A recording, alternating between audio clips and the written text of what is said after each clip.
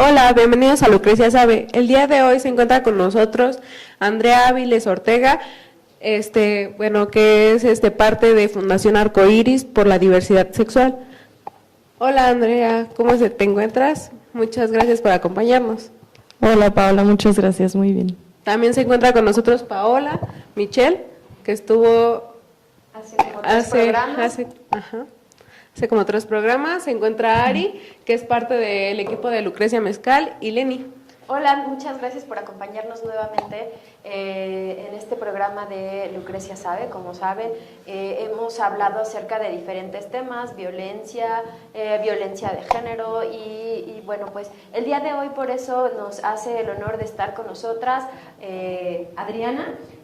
Andrea, muchísimas gracias. La verdad es que es bien importante y creo que es un tema que no habíamos tocado y es maravilloso poder hablar del tema de diversidad sexual y cómo hoy es, incluso lo hablábamos hace algunos programas, ¿no?, con Paola, de los cambios sociales y que está enfrentando a nivel global, ¿no?, y cómo esto ha generado, y esto ya nos lo dirá Andrea, si ha generado una apertura social, cómo es en relación a otra época, ¿no? Y qué es lo cómo podemos ahora asumirnos, cómo se entiende toda esta parte de la homosexualidad, de la bisexualidad. Y justamente por eso nos acompaña también el día de hoy Ariadna, es una de las chicas más jóvenes del equipo, y pues creo que también es bien importante escuchar lo que está pasando con los jóvenes.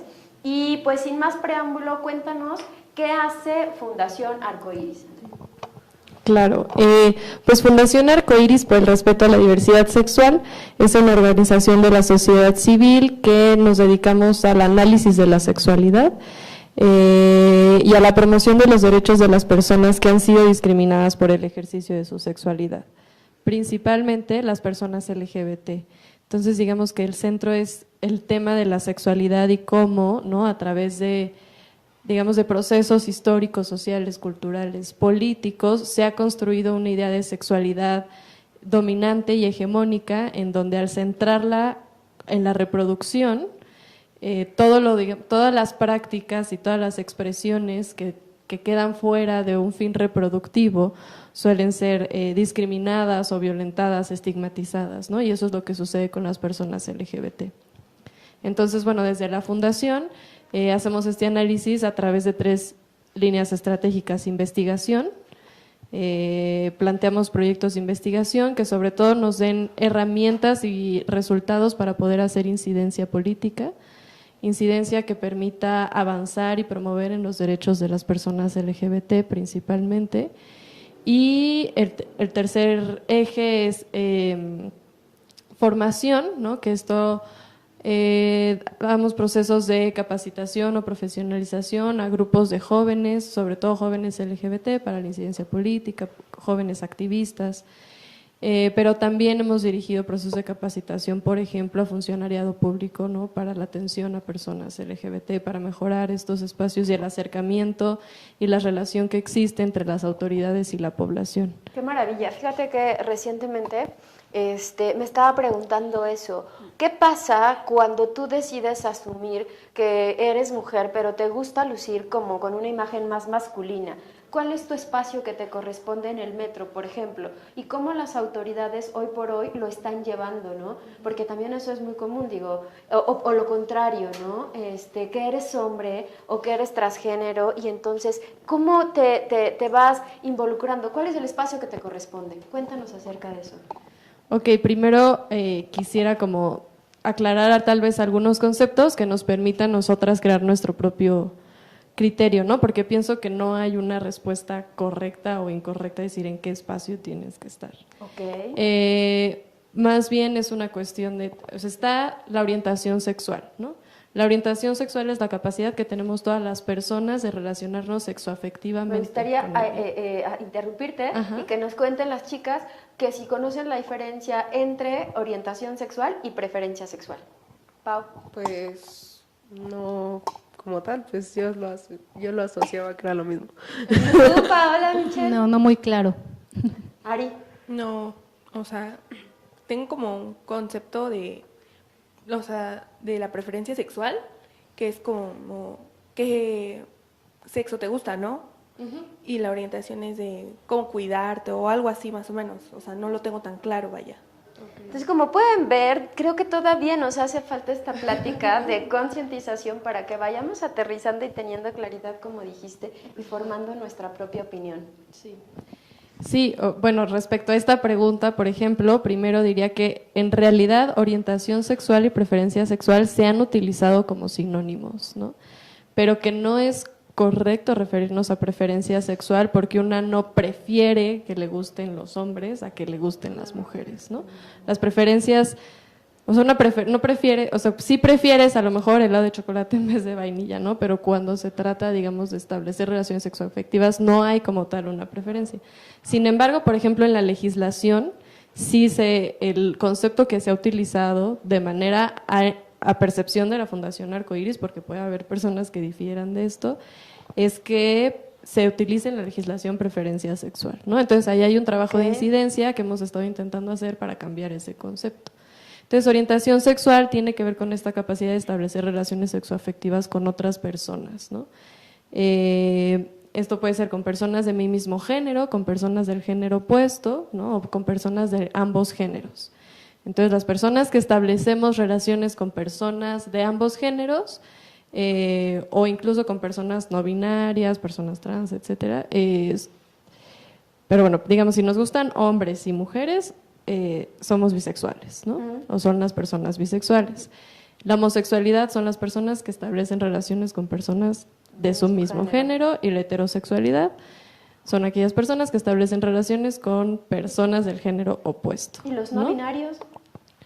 Lo no binario tiene que ver con la expresión de género, ese es otro concepto, ¿no? Entonces está la orientación sexual, la expresión de género tiene que ver en la forma en que cada persona, digamos, le dice al mundo cómo es o quién es, ¿no? Es la forma en que expresamos nuestro género o nuestra identidad de género, ¿no? Entonces tiene que ver con la forma en que vestimos, en que nos arreglamos, los gestos que usamos, los gustos que tenemos, un montón de cosas que responden casi siempre a ciertos estereotipos, ¿no? No necesariamente, pero en ocasiones se asocia a eso, ¿no? Y la identidad de género es la autopercepción del género, ¿no? Es decir, cómo yo me percibo o de qué género me percibo yo. Y eso no tiene nada que ver con el sexo que ha sido asignado al nacer, ¿no? Qué interesante, ¿eh? Exactamente, ¿no? Entonces tenemos como toda una parte de construcción sociocultural respecto al qué es ser mujer, qué es ser hombre, ¿no? Y digamos que todas estas identidades y expresiones de la sexualidad vienen a cuestionar ese orden social y estructural que se ha construido, ¿no? Y también están las prácticas sexuales, ¿no? Que es tal cual el fin de las prácticas sexuales es el placer. Entonces hay muchas personas, hombres que tienen sexo con hombres o mujeres que tienen sexo con mujeres y que no son ni lesbianas ni gays, ¿no? Que son personas heterosexuales y que únicamente tiene que ver con un tipo de práctica sexual que les da placer y que deciden establecer, ¿no? Entonces es complejo entender esto, pero creo que entendiendo esto entonces sí, pues muchas veces, por ejemplo, las personas trans, una mujer trans es aquella persona que, digamos, se le asignó al nacer el sexo de hombre, ¿no? Y a través de eso se determinó toda una historia social de que tenía que cumplir con ciertos roles del ser hombre. De cómo debes de ser. Ajá. Pero es una mujer, ¿no? Ella se identifica como una mujer y decide expresarse también como una mujer, pero puede decidir tener otras expresiones, y es en la expresión de género y en la identidad donde también surgen estas nuevas identidades que ahora son más visibles, que no es que no existieran antes, ¿no? Que son los no binarias, el género fluido y todas estas cuestiones, que son personas que no se identifican con un género ni con otro, ¿no? Y entonces creo que es importante porque creo que están cuestionando este orden que se ha construido en una dicotomía y que no necesariamente es así. Yo creo que en realidad todas las personas tenemos unas expresiones que tienden a lo no binario, ¿no? Porque en realidad no siempre estamos, digamos, absolutamente de un lado planteándolo así, ¿no? Como una dicotomía. Oye, y retomando la pregunta inicial, ¿cómo? Y me llamó mucho la atención este tema de ¿cómo capacitan a servidores públicos para que entiendan esto? Si ahora lo vemos aquí, por ejemplo, en la mesa, somos solo mujeres y digo, yo no sé, pero ahorita vamos a volver con las preguntas de las chicas acerca de todo esto, de si qué es el género fluido, el género binario y demás, pero ¿cómo vas tú a capacitar a los policías cuando te enfrentas a este tipo de situaciones? ¿Qué pasa ahí? Sí, es un reto, ¿no? Y es un desafío al que nos enfrentamos las organizaciones que nos dedicamos a esto y al que se enfrenta la Fundación.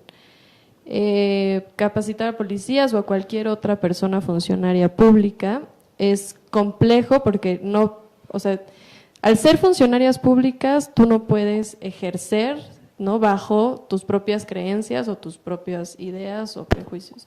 Sin embargo, no podemos olvidar que son personas, ¿no?, y que ninguna de nosotras vamos por ahí desprendiéndonos de todo lo que creemos o incluso de nuestros propios prejuicios. Entonces, pues las capacitaciones tienen que ir dirigidas un poco a la parte de eres servidor o servidora pública y tienes que cumplir, ¿no?, con ese ejercicio sin, y digamos, ejercerlo o llevar a cabo tu trabajo sin prejuicios y tratando de quitar tus propias creencias, porque entonces pues puedes caer en actos discriminatorios, ¿no?, y puedes caer en actos de violaciones a derechos humanos. Entonces es un poco por ahí, y también a través de la sensibilización, ¿no? O sea, el brindar como todo este panorama de conceptos, pero también de qué es la discriminación, qué es la sexualidad, cómo se ha construido la sexualidad, qué es el género, o sea, todo esto, entenderlo, porque muchas veces muchas acciones discriminatorias provienen de no conocer o no entender la condición de las personas a las que están atendiendo, ¿no? Y no tanto de, no muchas veces no es una cosa intencional, en ocasiones sí, ¿no? Y entonces eso es súper violento para las personas LGBT. Claro, sí. Bueno, yo te quería preguntar, ¿cuál crees que sea el rol que cumplen la discriminación y bueno, los prejuicios entre a las personas que son homosexuales, transexuales y todo esto? Sí, pues lo que sucede con la discriminación hacia personas LGBT, como les decía en un inicio, es una discriminación que viene, sí, de prejuicios, pero también de una idea de sexualidad en donde la función de la sexualidad es la reproducción, ¿no? Porque eso ha sido en lo que se ha centrado la educación y culturalmente eso es lo que está, ¿no? Y la religión es lo que promueve, claro, y las leyes incluso legitiman estas ideas, ¿no?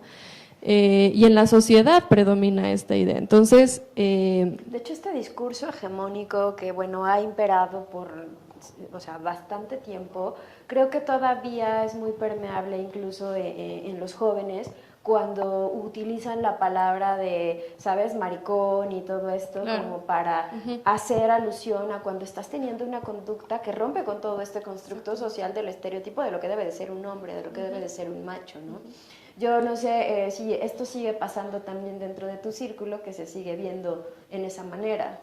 Sí, de hecho, pues los hombres cuando ven así a muchachos afeminados y así se refieren a él como, pues, con palabras que no están de acuerdo porque sea así, ¿no? O sea, como maricón y groserías y todo eso, ¿no?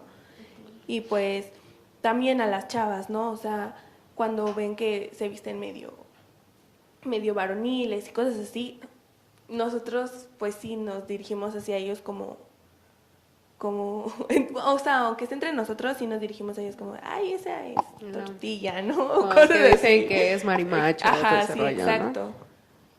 ¿No? Hemos crecido sí, con eso. Exactamente, ¿no? Es una cuestión cultural y que justamente tiene que ver con personas que rompen, ¿no?, con estos estereotipos o con un orden o con lo esperado, y entonces viene de ahí todas estas, digamos, burlas, ¿no?, ofensas, y que además, por ejemplo, en el caso de los hombres gays, que se les insulta como maricón, joto, tiene que ver con un rechazo a la expresión de la feminidad en los hombres, ¿no? Entonces de ahí viene justamente la homofobia. La homofobia es eso, el rechazo a la expresión de lo femenino en los hombres. Entonces no necesariamente tiene que ver con lo homosexual, porque no todos los hombres homosexuales tienen expresiones femeninas, ¿no? Y entonces tiene que ver también con un machismo y con misoginia, ¿no? Porque es en realidad el rechazo a la feminidad, ¿no? Y también la comunidad LGBTI resignifica todas estas palabras o insultos y entonces incluso entre ellos o ellas se nombran así, ¿no? Como entre ellas o ellos se dicen maricona, jota y así, o sea, digamos, lo han resignificado, ¿no? Pero que alguien más lo diga es muy violento, ¿no? Y es discriminatorio, ¿no? Y el rol que juega la discriminación, que era un poco lo que preguntabas, pues es que los va, digamos, relegando y les va quitando acceso a servicios como salud, educación, trabajo, y entonces, digamos que se vuelve, no pueden desarrollarse, digamos, en igualdad de circunstancias al resto de las personas. Y entonces, como la violación constante a sus derechos humanos les deja muchas veces en situaciones de vulnerabilidad. Claro. ¿Tienes alguna pregunta, Paola? Sí, a un nivel práctico, ¿de qué forma se están acercando? ¿Qué estrategias están haciendo? ¿Dan talleres? ¿Van a lugares? O sea, ¿cómo llevan toda esta parte con la persona, con las personas? ¿Cómo socializan el conocimiento que ustedes tienen? Ok, bueno, primero, como el trabajo central de la Fundación está más dirigido hacia la incidencia política, porque creemos que es hacia allá, ¿no? Hacia los cambios legislativos en política pública, los que nos van a dar un primer piso para la garantía de los derechos humanos de las personas LGBT, pero que también creemos que, digamos, todos estos cambios que se han ido logrando, ¿no? Como matrimonio igualitario en la Ciudad de México, el reconocimiento a la identidad de género, etcétera, también van generando un cambio social, ¿no? Digamos que lo que sucede en la legislación impacta lo social, pero también al final estos resultados que se han obtenido en la incidencia política son resultados de la conquista de derechos que ha logrado el movimiento LGBT que está en las calles, ¿no?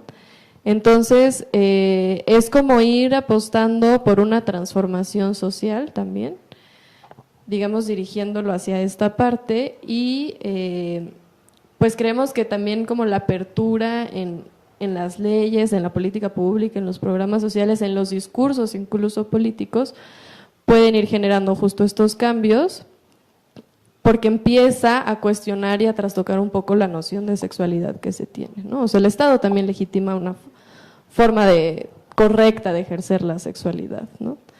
Entonces, eso es como la apuesta central de la Fundación y hacemos incidencia a nivel local, ¿no? Por ejemplo, la Ciudad de México o en algunos otros estados en donde tenemos redes, a nivel nacional e incluso a nivel internacional, ¿no? Y también digamos que la otra apuesta está la formación y construcción de redes, ¿no? Entonces, construcción de redes de jóvenes, LGBT activistas, construcción, recientemente el año pasado iniciamos la red de apoyo a personas migrantes y solicitantes de refugio LGBT, ¿no? Wow. También se inició el Observatorio Nacional de Crímenes de Odio, entonces son acciones que están más, digamos, justo en lo social, ¿no? Sin embargo, la Fundación no da atención directa a la población, ¿no? Sino que es a través de otras estrategias que estamos tratando de transformar un poco la realidad. Creo que hacen un trabajo muy importante y bastante, o sea, tienen todo un camino bien largo todavía por delante, ¿no? Sí. Pero antes queremos que pruebes Lucrecia, por favor. Es de Jamaica, por favor, Paula, prueba también a ver qué te parece. Ari. Y quiero preguntarte sobre esto, ¿cómo realmente a la hora de hacer y de estar buscando incidir en política pública, cómo pasa este reconocimiento de entender a los transgénero, a las personas que cambian, ¿no? O sea, yo decido que, bueno, nací como mujer, pero decido que quiero ser hombre y en oportunidades laborales, ¿cómo me presento, no? ¿Cuál es mi acta de nacimiento? ¿Cómo es mi documentación? Y en ese sentido, Fundación Arcoíris qué está haciendo como para que se pueda hacer este cambio de sexo, que en otros países ya existe como tal, después lo puedes hacer. No sé si en México eso ya se esté dando, y si no, o sea, como, ¿qué es lo que nos queda todavía pendiente? Pero cuéntanos qué te pareció, Lucrecia, antes de avanzar. Está muy bueno, la verdad. Qué bueno que te gustó. Sí. Ok, primero, justamente la identidad de género no es una decisión, ¿no? No es que un día yo decido ser hombre y entonces cambio. Es un proceso complejo de autopercepción, ¿no? O sea, la construcción de la identidad es una cosa que estamos construyendo todo el tiempo las personas, ¿no? Nunca llegamos a, digamos, construir por completo nuestra identidad, ¿no? Y la identidad se construye a partir de nuestras interacciones sociales, de lo que vivimos en la casa, en la familia, en la escuela, etcétera, ¿no?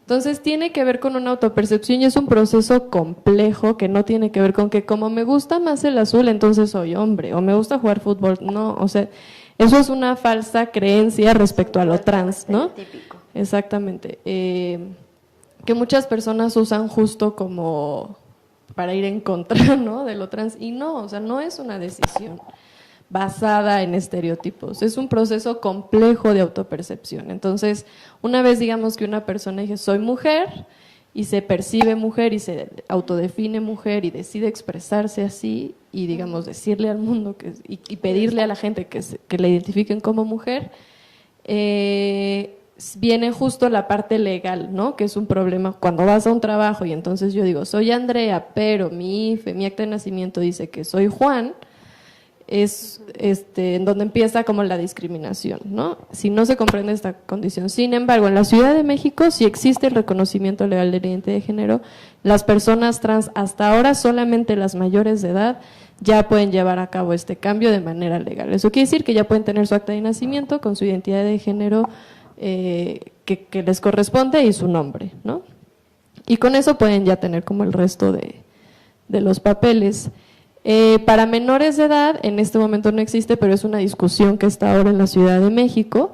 El año pasado en el Parlamento de Mujeres de la Ciudad de México, en donde participé, se aprobó una iniciativa a favor de que los niños y las niñas trans pudieran hacer este cambio únicamente legal, que su acta de nacimiento diga su género y su nombre, ¿no? Ahora ya se presentó esta iniciativa en el Congreso y está en discusión, está siendo complejo, ¿no? Sin duda. Pero pues ahí está y ojalá bueno, yo creo que es importante que se apruebe esta iniciativa porque el hecho de que exista para mayores de edad y no para menores de edad se sigue viviendo como una discriminación por edad, ¿no? Entonces, bueno, y al final también entender que la identidad de género es una cosa que solo la persona lo puede decidir, ¿no? O sea, no hay nadie más que te pueda decir quién eres o cómo eres, ¿no? Y entiendo yo que es complejo y es una discusión que hay que dar y que sin duda podemos hablar por horas, ¿no? Sí, claro, es un tema bien interesante. Pau, ¿tienes algo? Veo que tienes como una pregunta pendiente. No sé, ¿cuál crees que es la postura que ahorita los jóvenes tienen en redes sociales ante este tema porque pues he visto muchas cosas que, bueno, que todavía es discriminatorio y todo este rollo, pero pues quiero que tú me platiques cómo. Pues lo que pasa es que ser joven no es homogéneo, ¿no? Y entonces las juventudes también tenemos distintas posturas. Entonces, estamos jóvenes feministas apoyando, ¿no?, esta iniciativa, pero también hay jóvenes feministas en contra de la iniciativa, ¿no?, o en contra de la identidad de género. Por una cuestión… Qué sorpresa, ¿eh? Exactamente, es muy sorpresivo, ¿no? Pero bueno, ahí tienen ellas sus argumentos que suelen ser muy violentos para las personas trans, pero que bueno, habrá que hay que discutir y hay que desenmarañar, ¿no? O sea, yo creo que eso es importante y que es importante hablarlo siempre y cuando, claro, no estemos dañando, ¿no?, la existencia de otras personas. O sea, eso sí no lo podemos negar, aunque no estuvieran de acuerdo, no pueden negar que existen, ¿no? Claro. Pero también es cierto que el movimiento o los movimientos conservadores que están ahora bastante visibles y han tomado mucha fuerza a nivel global, ¿no?, todos estos grupos que seguro conocen, no nada más en contra de personas LGBT, sino de interrupción legal del embarazo, del movimiento feminista, etcétera. tienen grupos fuertes de jóvenes también, ¿no? Entonces también hay jóvenes, digamos, absolutamente en contra de la existencia de las personas LGBT, ¿no? De creer que estamos mal, que no sé, no todas estas cosas que piensan y que promueven, y entonces en realidad pues las juventudes pues somos eso, o sea, somos parte de la diversidad y entonces nuestras posturas también son diversas y eso está absolutamente reflejado en redes sociales también y en las discusiones que se están dando todo el tiempo en ese espacio. Sí, bueno, yo veía, se ve mucho en redes sociales, pero también hace un año estuve en la marcha de LGBT. Y yo veía que todas las personas le hacían así, ¿no? O sea, y yo me quedaba así como de, pues no te van a pegar nada, pues son personas comunes y corrientes, ¿no? Y pues yo me pregunto, ¿no? ¿Sí crees que sigue siendo la homofobia como era hace algunos años? ¿Sigue existiendo un poco más fuerte, un poco disminuyó? ¿O sí crees que ya ha habido un cambio social, ¿no? Que básicamente podemos decir que el discurso hegemónico que está, como lo menciona Pau, de es que esto no es lo que yo, o con lo que yo puedo acordar, ¿no? Concordar. ¿Crees que ha habido un cambio, que hay mayor apertura? Creo que ha habido un cambio, que hay mayor apertura, que incluso en el discurso político, ¿no? Hay más apertura y escuchamos, ¿no? De las personas LGBT, hay mucha más visibilidad, ¿no? Hay mucho más acceso a ciertas cosas, ciertos servicios, hay espacios, ¿no? Donde se construyen redes, se construye pertenencia, sentido de comunidad. Sin embargo, también creo que esta habilidad, este avance, esta conquista de derechos humanos, esta cosa de que ahora podemos ir por las calles y tomarnos de la mano de nuestra novia, y etcétera, también creo que ha generado reacciones, ¿no? Y entonces efectivamente la homofobia sigue existiendo, ¿no? Y existe de manera muy fuerte y muy presente. Entonces, tener leyes que garanticen el matrimonio igualitario, la identidad de género, no garantizan que culturalmente y socialmente ya no va a haber violencia, ¿no? Y bueno, eso lo vemos en... Y aunque en el discurso político realmente hoy lo vemos que los políticos día a día lo están mencionando y los involucran y a la comunidad y apoyo y tal, pero sigue habiendo socialmente pues movimientos en contra y creo que además de incidir, y bien lo mencionaste, en temas de política pública, nos hace falta también sensibilizarnos e informarnos. Porque, digo, por ejemplo, ahorita mucho de lo que hemos estado hablando, pues yo hay cosas y temas que desconocía, ¿no? Entonces, no sé, antropológicamente, ¿cómo es que se ha dado o cómo es que se ha vivido todo este cambio, ¿no? No sé si tú nos quieras comentar algo, Pau, Michelle. Bueno, a mí algo que se me hace muy interesante, que ya están manejando, es cambiar este concepto de hablar de la identidad. Porque se estaba manejando mucho como si tuviéramos una sola identidad. Ahorita justo lo hablas mucho y es muy interesante. Siempre decían, es que la identidad, no, en realidad todos tenemos múltiples identidades. Entonces parece palabras simples como cuando dijiste juventudes, ¿no? Entonces ese simple uso de las palabras es muy importante porque también de ahí parte los conceptos que vamos teniendo, ¿no? Claro. Entonces, es también reeducarnos, ¿no? Porque algo que tiene que ver con esto, no nada más estas cuestiones, es que todos estamos en búsqueda de una identidad. Pero cuando comprendemos que tenemos múltiples identidades, que formamos parte de un país, de una comunidad, de una colonia, entonces vamos teniendo una perspectiva más amplia. Claro. ¿Sí? Y eso también es muy importante como humanos, como personas, irlo entendiendo, ¿no? O sea, que no somos alguien acabado, que no porque en este momento yo tenga una preferencia, quiere decir que ya estoy definido, ¿no? Entonces es muy interesante esta forma, como se está cambiando esta forma de discurso y de usar las palabras, ¿no? Sí, es que el lenguaje yo creo que es prioritario porque básicamente con el lenguaje se crea el mundo, ¿no? Sí, y es que esto justo que comentas parte, creo yo, del reconocimiento de la diversidad y de que la diversidad enriquece, ¿no? Y la diversidad no son las personas LGBT, sino somos todas. Claro. Y también que las personas LGBT no solo somos personas LGBT, ¿no? Somos jóvenes, somos mujeres, somos indígenas, mayores, etcétera. Exactamente, ¿no? Pues algo que quieras comentarnos para cerrar el programa, Andrea. ¿Cuál sería tu exhorto y cómo podemos sumarnos? No lo sé.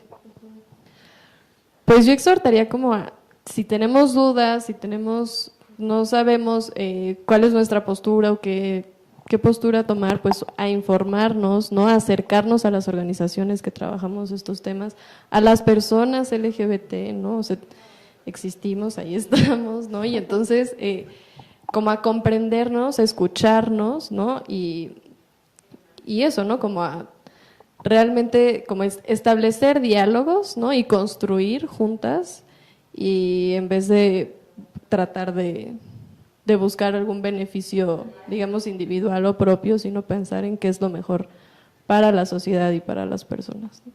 Claro. Pau, ¿algo que quieras comentar? para Pues cerrar el agradecerles programa? por acompañarnos y Muchas gracias. pues me parece un tema muy, que bueno, que todavía abarca mucho más, pero pues ya se nos está terminando el tiempo. Y pues esperemos que podamos tenerte nuevamente en el estudio y que conversemos más acerca de esto, porque es bien interesante y sobre todo conocer los avances que se están logrando en política pública, este tema más de ahondar en el tema de comunidades, del tema de la otredad y cómo nos afecta cuando tenemos como este tema de solipsismo inicial y que no nos permite mirar al otro y entenderlo y que somos parte del otro y de esta comunidad. Y estaría increíble que después podamos tener una segunda parte de este programa. Pau, Michelle. Muchas gracias por la invitación. Gracias. Andrea, por favor, un mensaje de despedida. Pues muchas gracias por la invitación, con mucho gusto nos podemos volver a ver por acá. Muchas gracias. Ari, por favor. Bueno, pues muchas gracias por la invitación.